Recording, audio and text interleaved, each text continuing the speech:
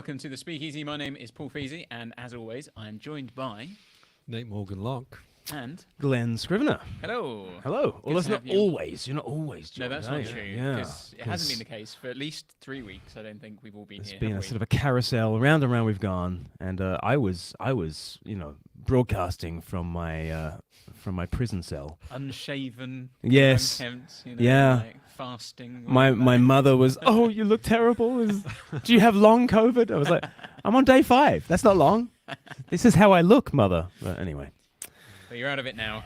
You've come through.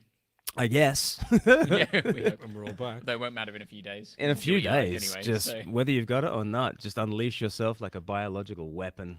Look out, world, here you come. So, Yeah, well, it's good to have the three of us back on it again.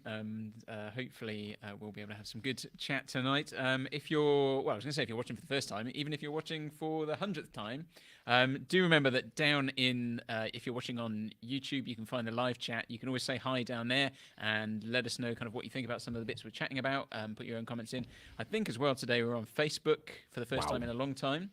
So we're not quite sure how that all works in terms of comments. We hope people's comments can be seen at this end as well. So if you're on Facebook and you're watching, say hi on the video there, and hopefully we'll pick it up. And let us know your comments.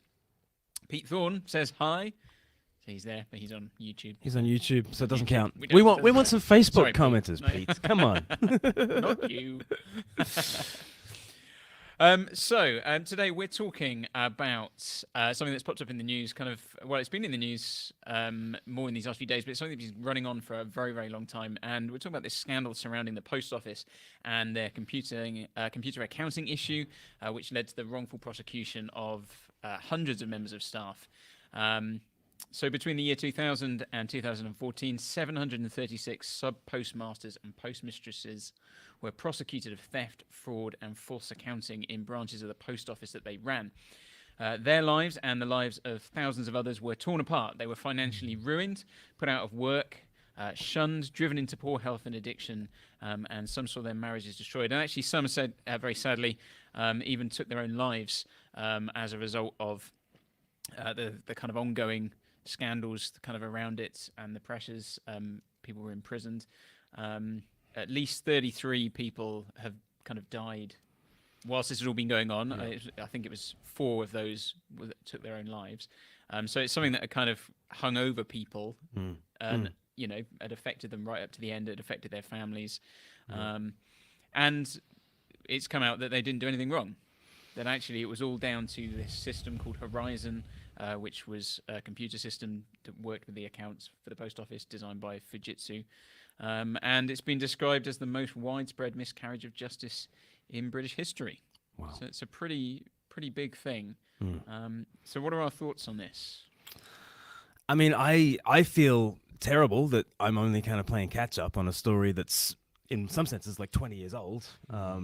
Because I guess Horizon came in 1999, and some of the first complaints were happening in 2000. I guess they had their own Panorama program in 2015, and Private Eye, the satirical magazine here in the UK, has been covering it quite a lot, but it hasn't had a lot of kind of mainstream media focus. And when I first kind of got to grips with the full extent of it, one of my first thoughts was, isn't it interesting how technology was meant to come to the rescue and be this kind of infallible correction and a corrective to human error? And what's proved so disastrous is that has been the story. The post office have kept on defending a broken system and saying, well, the program can't be wrong. It must be human error. And so actually it's therefore humans using their cognitive biases and their self-justification and applying technology to a situation in order to kind of crush the little guy. And it brought to mind in me kind of The Abolition of Man by C.S. Lewis and his kind of dystopian prediction of a future where what is sold to us is that technology will help us to have victory over nature. And what C.S. Lewis said is, no, actually, it will just help us to use technology to gain victory over other people. Yeah. And I think that's one of the things that's been chilling about this is the using of technology in order to double down on some very human errors. That's one thing that I Yeah. thought. I think what's so fascinating about it, and I had heard initially, I think maybe 2010, of there being these significant issues with these kind of local post offices and people being kind of accused of things that they hadn't done. But it never really caught the attention of, as you say, of the mainstream kind of media in the way that I think, having re-looked at the story over the last couple of days, it's not just the humans versus other humans with the technology kind of story. You've also got this kind of big institution and its reputation and its kind of implementation of this system across all these tiny little, like a post office inside a little convenience store. And so you've got all of these issues going on. And just the phrase, like, sub postmaster, it sounds like, or postmistress. They're such kind of archaic terms for most of us who probably have very little engagement with the post office on a day-to-day basis. Yeah. Like, one thing that became clear about with the Horizon sort of IT package is that apparently they perform 12,000 incorrect operations every year, and in the Panorama program, which is quite interesting. We might put a link in that in the YouTube description. But on the Panorama program, they got some IT experts in, and they all said, you know what, IT systems, they all have glitches. They all have a lot of glitches. Your big problem is when you claim that you don't have errors. The errors you should expect. What becomes unmanageable is when the whole system is set up to say, no errors here, can't be any errors here, and you double down and you self-justify, and that's where it seems to be. You had an unchallengeable system that was sort of, and every kind of institution protects itself, and that it's got that written into its DNA. But it seems like there was such a self-protection going on, where nobody could get a good look at Horizon, no one could get a good look at that IT side of things, and so where else must the errors come from? It must be theft. Yeah, but it seems that they became aware at some point that even though they had initially said, well, the system doesn't make mistakes, at some point they realized it did make mistakes, but yet they still decided to cover that up and say, well, we'll just go ahead with prosecutions, which which we've said is around over 700 people, leading to the suicides of at least 4 people.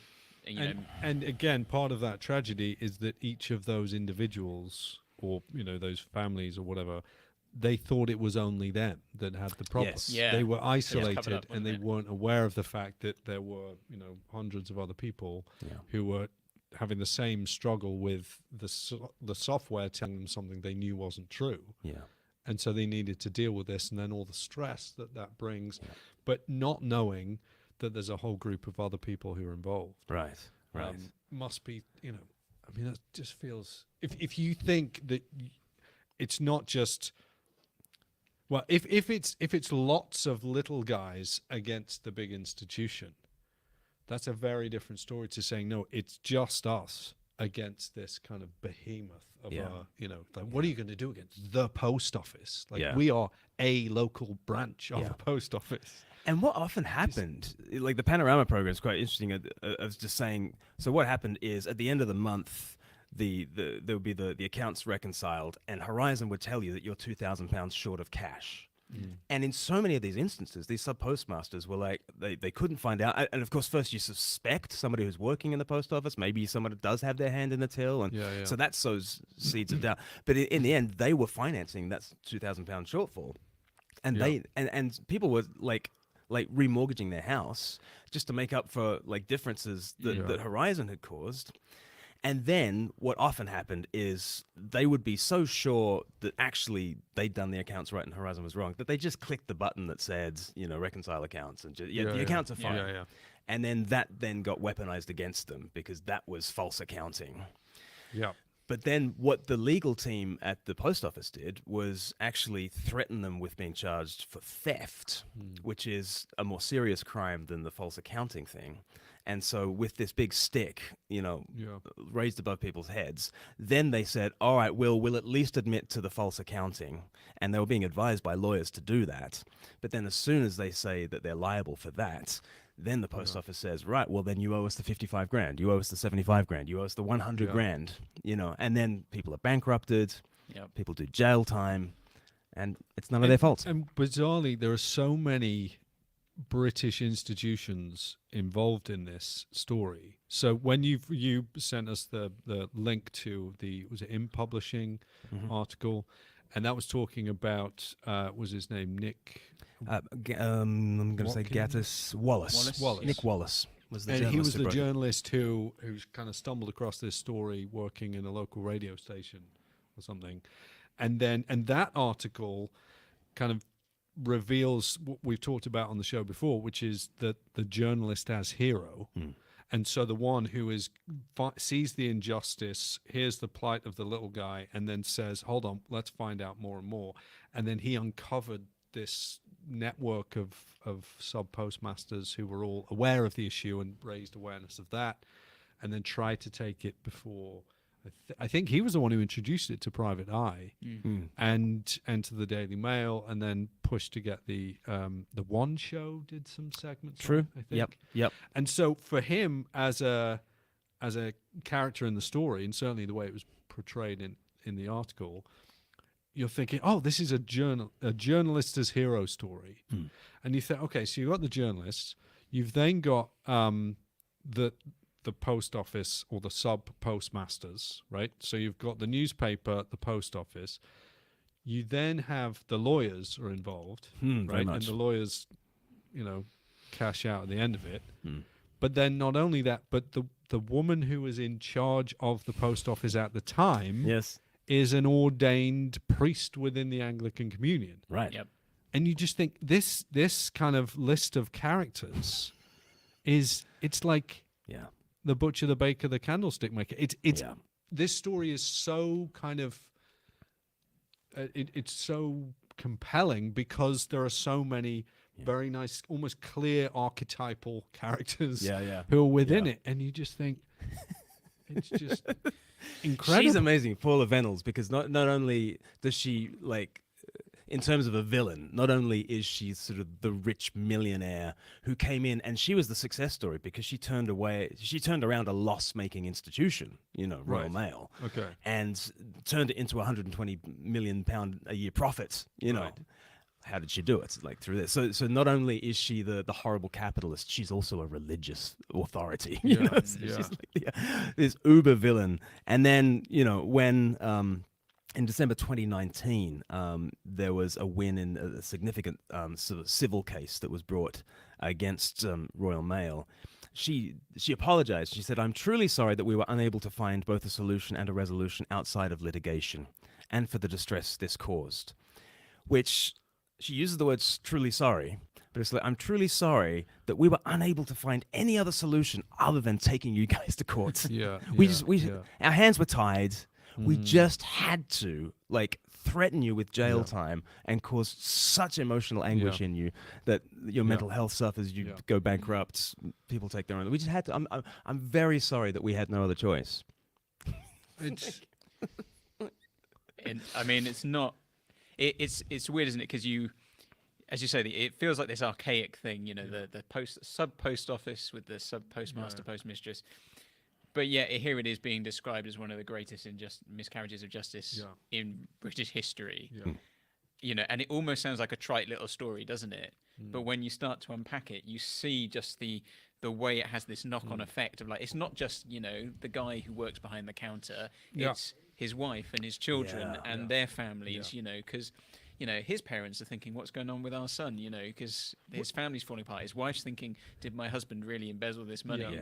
The kids are wondering why dad's in court, and it goes so wide, and that's one family. And they were sending down pregnant women, pregnant women to jail. Like, what was her name? Seema. And I think it was her husband who happened to be on a call in to the radio show that Nick Wallace was working at, which alerted him to the story. And her situation I mean, I think as I read it that ITV are planning to do a kind of a dramatization of it. Mm-hmm. I don't know. I mean, maybe they'll do a great job with it, but it just feels it's Tilda Swinton as Paula Venables. I think I've called it. You heard it here first. But it seems it's such a profoundly. I think I would rather it had a kind of I don't know, like a cinematic treatment. I think like the issues involved in this are so deep that, I mean, I know TV shows are kind of, incredible now, and people would rather watch, a box set of something or, binge watch on Netflix.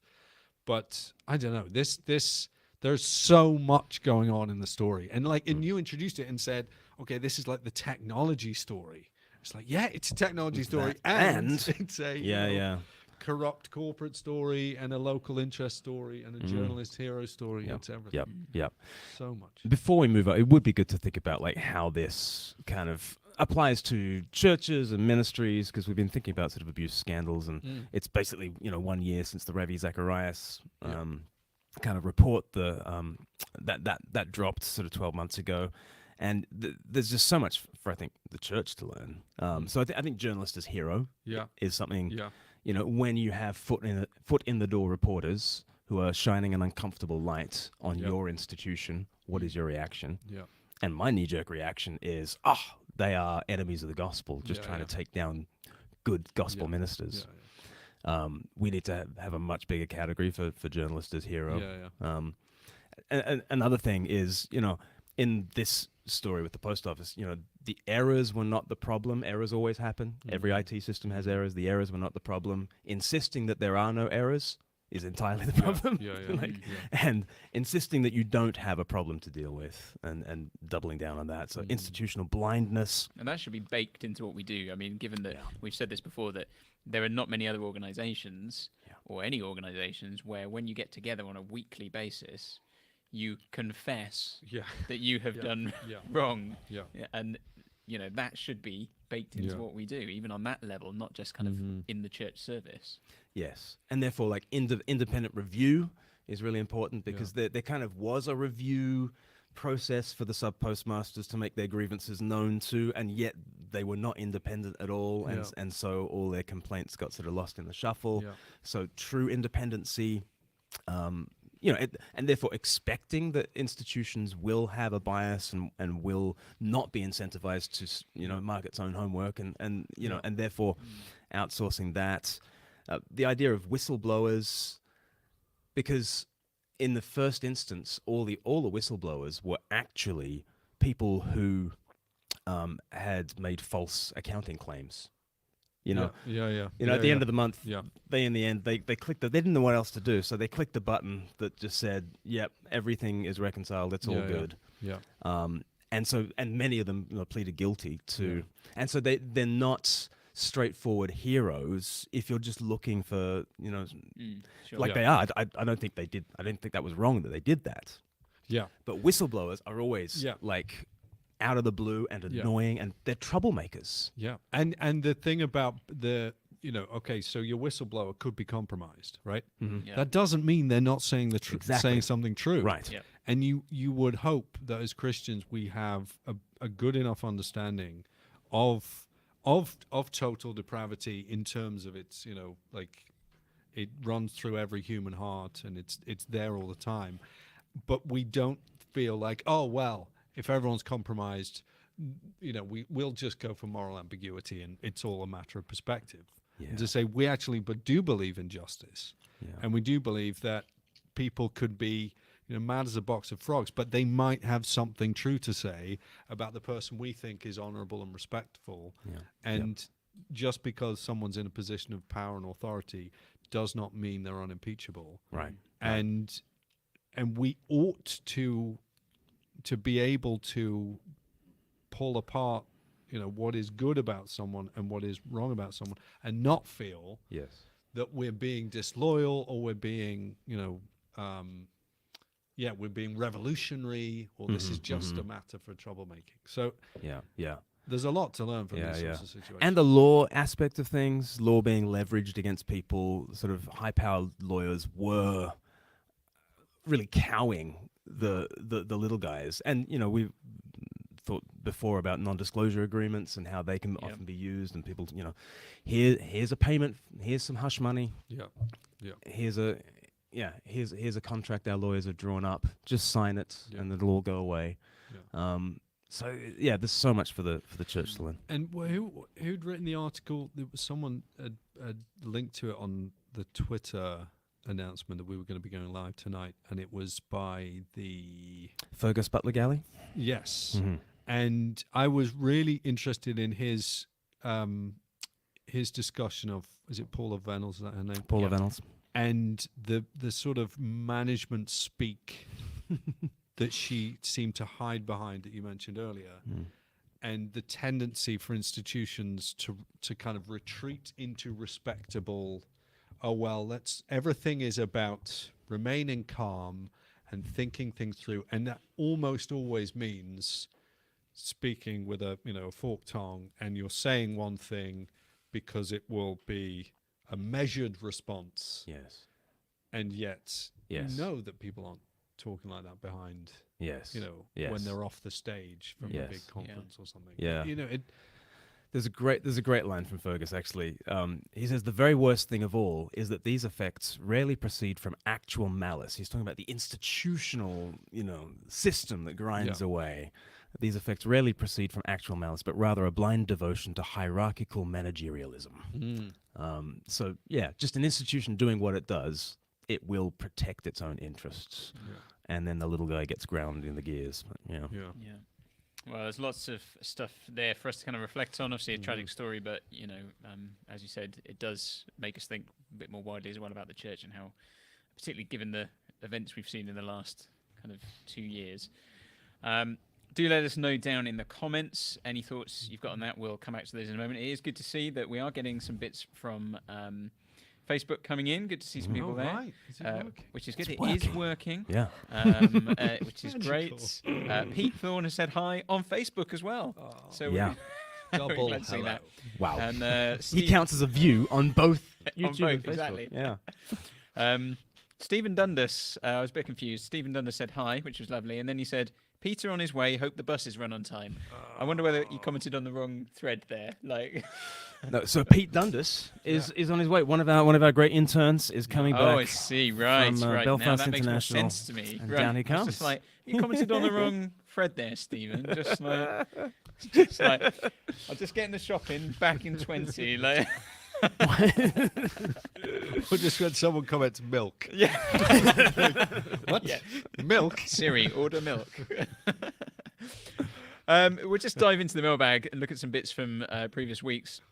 So I wasn't here last week, but you guys had a chat, and there was a comment afterwards from Robert. I'm going to say Robert Pizer, and he asked this question. He said, "How come the Christian sexual revolution had to come with Christ, and not during the days of the Old Testament? David and Solomon were able to objectify women and are still deemed holy?" Question mark. Now I don't quite know the context of that because I didn't hear what you were talking about last week. So we're talking about love and marriage. We talked towards it love because it was Valentine's Day. We were discussing what was Love, it again? damned love, and statistics. That was it. That was it. So we looked at some stats with regard to Damned, I should have said. happiness within relationships and the Christian sexual ethic. And we talked about the revolution that didn't happen in the 1960s, but in AD 60s, when the gospel started to really spread, the church had been established. And I think it's a really good question, Glenn. So we went to Matthew 19, in which Jesus sort of paints a picture and a timeline in which he says, in the beginning, God made them male and female, and then what God has joined together, let no one separate. He also says, after that Edenic kind of beginning, there has been a fall, and Moses gave you some laws because of your hardness of heart, but he has come to restore that sort of creation pattern. And so that there is this kind of thing, and the Old Testament fits into this pattern in which there is legislation that, according to Jesus, is non-ideal. And it is a response to the hardness of heart, a response to human sin. So some of that is going on in the Old Testament. also, what's going on in the Old Testament is you need to learn how to read narrative, because everything that is described in the Old Testament or in the New Testament is not to be copied Sure. like in any way, shape, or form. Yeah. And actually, the way the Solomon story is set up is he is sort of the photo negative of what a king is meant to be if you read Deuteronomy 17. Deuteronomy 17 says, don't get lots of chariots, don't get lots of wives. The first thing you learn about Solomon is as soon as he's king, he's like, well, hey, get the chariots, get the wives. Yeah. And every instance of polygamy in the Old Testament is just a story of exploitation, and things fall apart. And so you need to figure out what's going on in narrative as well. Yeah. Just because Solomon takes all these wives does not mean it's a good thing. Things fall apart in terrible ways, and actually his idolatry shows up in those sorts of things. But that sort of ideal that is taught in the Old Testament too, one man, one woman for life, is a beautiful ideal. It's a Jewish, Hebrew, thoroughly scriptural ideal. But there is that Old Testament kind of pattern going on, and then Christ comes to restore it. But he's restoring something that was already there in the Old Testament. Is what it's. And I suppose it's worth saying, he sort of says David and Solomon considered holy. Yeah, so Well, they still deemed holy. Yeah, I'm pretty sure that when, if you're looking at particularly the life of David, his adultery with Bathsheba is not treated lightly, as though it was somehow, it was okay because this is how God's choosing to do, sexual ethics right now. It's like, no, actually, this has very serious consequences. David, will write one of the greatest Psalms. I said greatest Psalms. Who can tell which are the greatest Psalms? It's a good one, though. It is a good one. 150 that there they is a put in, number one, probably. though, isn't there? But, and thinking through, yes, not just what happens, but what happens as a consequence of those decisions and those choices. And so it's almost that God is revealing the sinfulness of sin in those situations. But then it is with Christ that we get the clearest picture, or the picture of righteousness, the righteous man. And so, Like the only holy one in that sense. Yeah.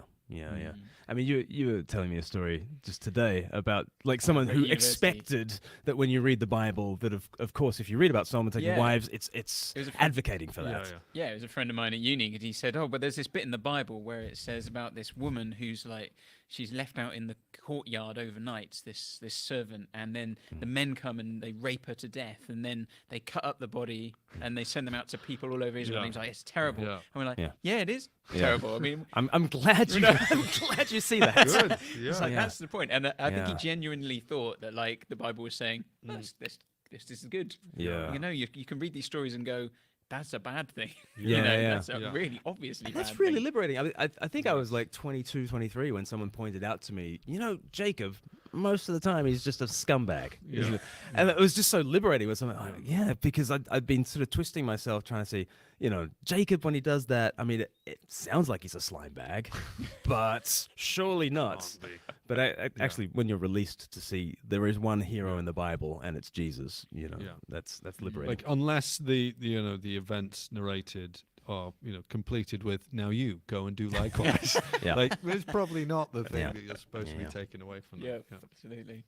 Another comment in last week underneath the SpeakEasy, which was directed at you, Glenn. So please can you explain to me what you meant on page 430 of your book, Reading Between the Lines, Old Testament, when you which I'm sure you know straight away. 430, You've written a book with over 400 pages. It's largely pictures. The pop-out section is at least 5 pages. But this person was Monica said, what did you mean when you say that Jesus did not replace his old body in the tomb with a brand new resurrection body? Surely that's a contradiction in terms. Then she did say thank you. Apart from that, I've been enjoying the book. Apart from that, but I mean, it's a great question because the tomb is empty, and like I think again, I've been a Christian for decades, and must have heard 100 sermons where preachers had said the tomb is empty, and I never really got, well, so what that the tomb is empty.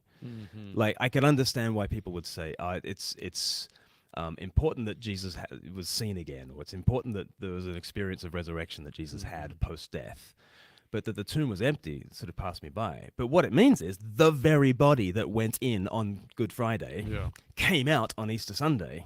Yeah. It's not as though Jesus' corpse rots, Faded away. fades away, Yeah, and then yeah, there's this different body. Yeah, yeah. I mean, especially that's so important because Jesus is pioneering the new creation. Like he takes Adam, who is the earth man, and he is the second Adam, and he takes Adam to himself and therefore represents not only humanity, man, but also the earth, the creation, and he takes it through death and out the other side in order to pioneer this path towards resurrection life. And it's very good that he doesn't leave the old in the tomb Yeah. and then start something new.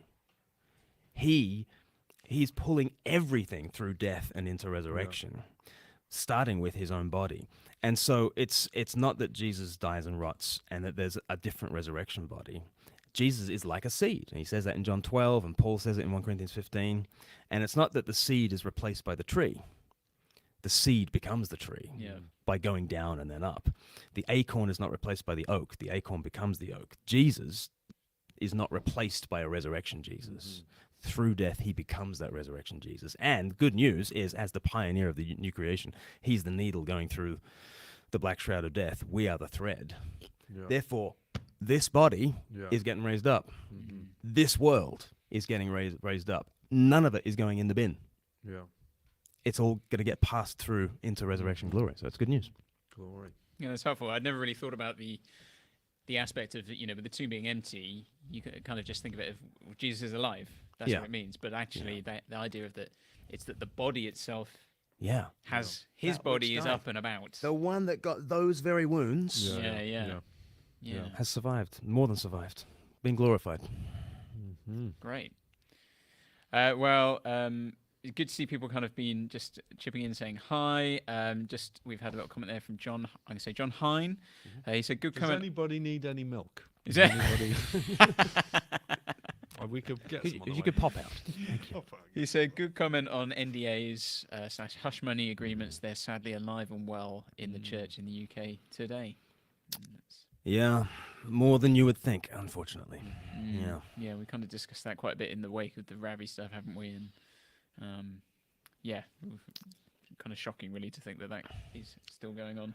Yeah, non-disclosure. I mean, Diane Langberg is great on this, like non-disclosure. Let's think of other words. Let's think of synonyms for non-disclosure.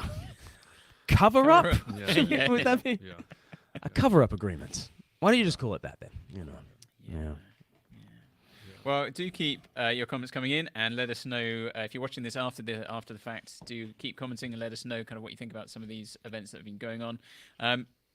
And each week we've been doing a little section called Movie Tag, where we've picked up a film and we've looked at it to see kind of what kind of messages are in there, what things we can find. And so last week you guys did, was it The Squid and the Whale? We did. That you talked about? We had quite a bleak time thinking about The Squid and the Whale, the Noah Baumbach film from 2005.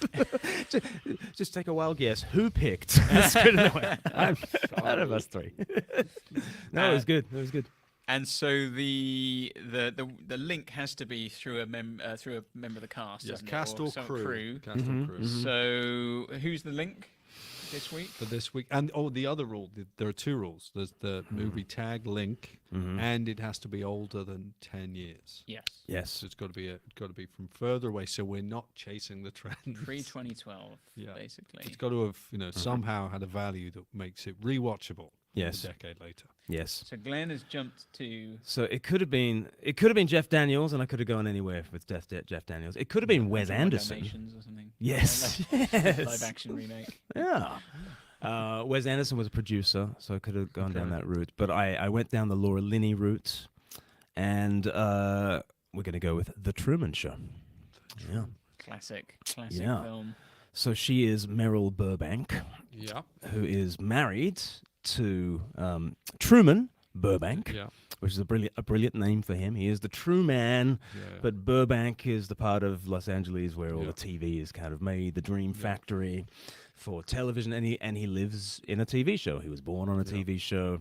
There are 5,000 cameras in Sea Haven, where he lives in this massive dome. And having been born on the TV show, everyone in his life is an actor, and the world has been pulled over his eyes. But yeah, so that's the thing, and he gets to nearly 30, so that's kind of dropped into the true man. Okay, gets see to where you're going. 30, right? And what's interesting is in so many heroes' journeys, the first act. Okay, you're in the Shire, or the first act, you're at home, and then you've got to cross the ocean. You're Moana, and you've got to leave the islands. You know, but the entire film is kind of in Sea Haven. And will he escape, or will he be in a very lovely prison cell? You know, overseen by Ed Harris's character, who is Christoph, but he's not Christon. He's Christoph. He's very much an antichrist, if you like. Yeah. Who presides over it, and like almost his final line in the film is he's trying to convince Truman one last time to stay, and he says, "I am the creator of a TV show, and you're the star." So I went for that. I mean, I watched it with my 12-year-old son on Saturday afternoon, and it felt like a really good age to be showing him a film like this, because it, for so many people, it connected with a philosophical idea of the self as the center of the universe, and what if I'm the only real one and everything else is just fabricated? What if people disappear when they leave the room, and I'm the only place that I can be, right? It's a very kind of egocentric kind of perspective, and one that I think raises interesting questions, not only about that, but about the nature of media, the nature of the portrayal of one's life on media. We were sort of thinking that, the idea of basically from your birth through to how does it end, in Sylvia's little pin badge, potentially through to his death, this life is going to be lived on screen. And certainly no one was thinking about live streaming their breakfast or anything like that at this time. But now that's just a perfectly ordinary thing to do, right? You go on your travels and you tell everyone what you're doing all of the time. We've chosen to do that, and almost like the only problem was he wasn't aware it was happening. On air, unaware. Film. In that regard, I think it's kind of it's a dystopian vision of a future that we've already moved past. So it was quite prescient about reality TV. Because I think it had been written by 1995, and it came out in 98, was it something like that? Which, I mean, Big Brother came out in 2000, and what was the MTV? MTV had The Real World. Okay. They had a reality TV show that came out sort of right when The Truman Show was being released. But it was a dystopian vision of a future where this would be what life is like, where these poor souls would be viewed by the rest of us. And, I mean, there are still lessons to learn. There was still Caroline Flack, with Love Island, and there's still... There's something like 700 reality TV shows that are being broadcast on TV right now around the world. 700 different ones. Oh, goodness. So it's in one sense we haven't moved beyond it, and we still need the cautionary tales. But in another sense we have moved beyond it because we're all the broadcasters now. And we all willingly subject ourselves to this, which is a kind of a fascinating kind of vision. But when you think sort of Princess Di would have just been killed just as the sort of the film comes out, and that idea of the paparazzi are kind of all around her, and she lives her life like a candle in the wind, and everyone is complicit in it, right? Because we all buy the tabloid newspaper. We like the paparazzi, right? We'll at least we prop up the industry of the paparazzi, which leads to the pressure on her, which leads to the car crash, and that sort of sense of pointing the finger at the voyeur within all of us. And we talked obviously earlier on, thinking about the post office scandal, about journalist as hero, and this is kind of media mogul as demon. It's like, what if I lock you in a world and basically try to convince you, try to manipulate you into staying for my own benefit. And I was thinking about what kind of a film is The Truman Show. And I do think it's a coming of age film.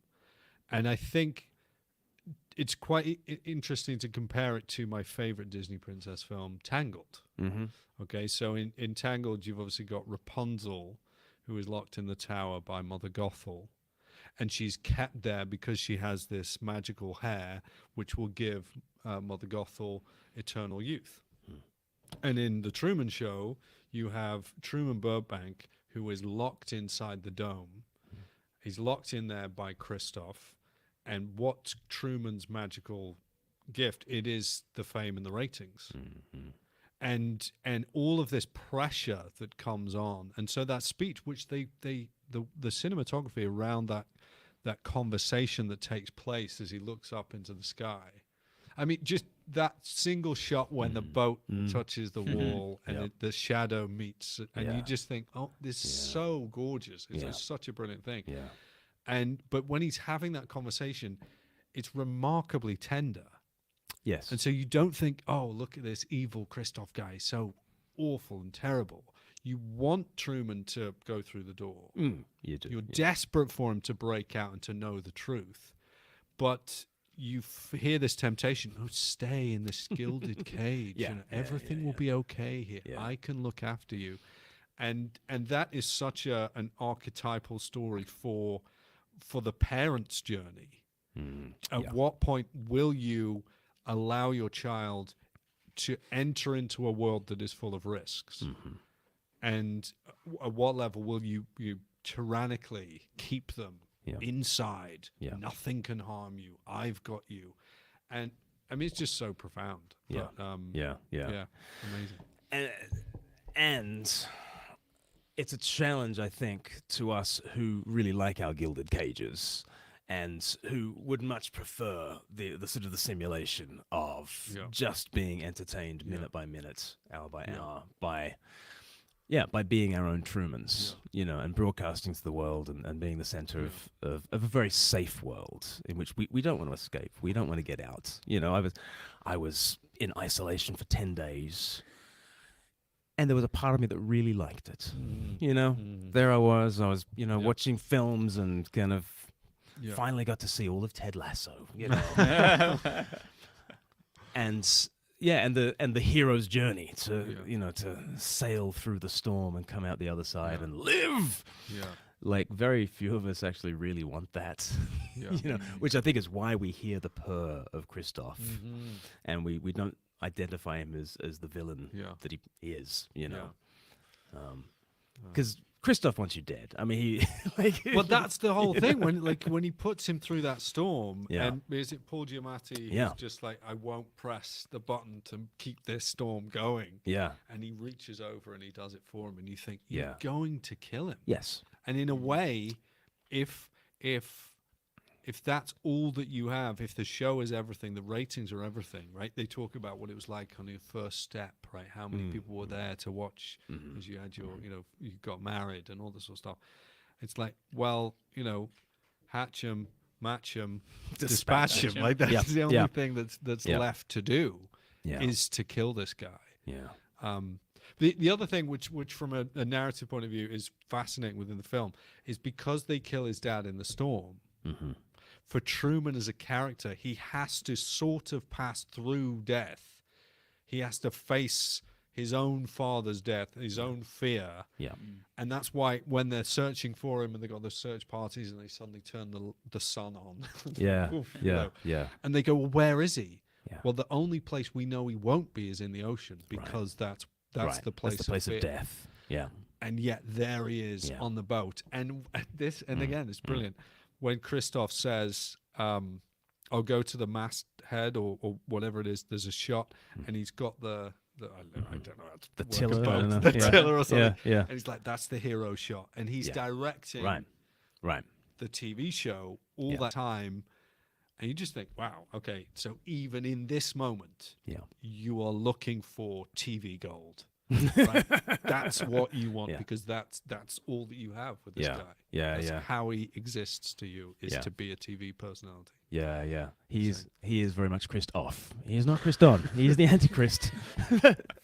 But then I love the last line is the two security guards who are just watching the tiny little TV. Oh yeah. And because the broadcast is over, they're like, "What else is on? I don't know." And they just change the channel, Yeah. and it's just like the locust of popular opinion. We'll just go to the next Truman and the next to suck the life out of them. But there is only one true man who sails through the storm to bring liberation. You know what I'm saying? I think that's wrapping it up. You know what I'm saying? Rory Martin. Oh, who yeah. I Friend of the show. recognize him somewhere. He says the Truman Show and Amadeus are good fighting film twins. He said the Truman Show, Truman's journey leads to defying and breaking free of his creator, Christoph. In Amadeus, Salieri spends the entire film trying to thwart God's will by opposing Mozart out of jealousy. But he comes to see that true freedom is found in accepting one's fate or destiny from God. He says they are the Cain and Abel of film brothers. Wow. Has anyone ever put those two films together side by side? Rory Martin. That's A double bill. It's An afternoon of Amadeus. Can and we the Truman get Show. can we get to Amadeus from What's the Truman link? Show? Someone, I can't remember who Paul was Giamatti? brilliant on getting us to two films we haven't yet done, Legally Legally Blonde Blonde. and Dirty Dancing. Yeah. It's probably still on, but we are going to take a break. We're gonna Although we've pause. had the time of our lives, we haven't yet, though. have we? we are going to take a bit of a break from Movie Tag from next week. As we move into Lent, we're going to have a little series where we look at the Apostles' Creed during that Lent time. So we're kind of giving up Movie Tag for Lent, basically. And then we will probably return to it a little bit later. So don't worry if you love this section. It will come back. But we'll have some great stuff lined up with the Lent stuff as well. Let us know what you think about The Truman Show. If you've not seen it, go and watch it. I think it's on Netflix, isn't it? It's on Netflix only until the end of February, so you've only Oh. got like 7 days. or Gosh. something. Yeah. Right, well, get in there then. Get 'cause in it there. is good. It's worth seeing. Yeah. And I just assume everyone's seen The Truman Show. But I forget it's like 20. 25 years, 5 years it's old. a quarter of a century Just old as now. bonkers to me. So, yeah. So, there's probably people watching or in this room who weren't born at the time of that. True fact. Definitely over there. True People fact. weren't born, Yeah. so. Yeah. Guys, we really hope you've enjoyed the show. Thank you as always for tuning in, and always great to see your comments, particularly those of you joining us on Facebook today. We will catch you again next week, and have a good week. Take care. God bless. Bye. Bye-bye.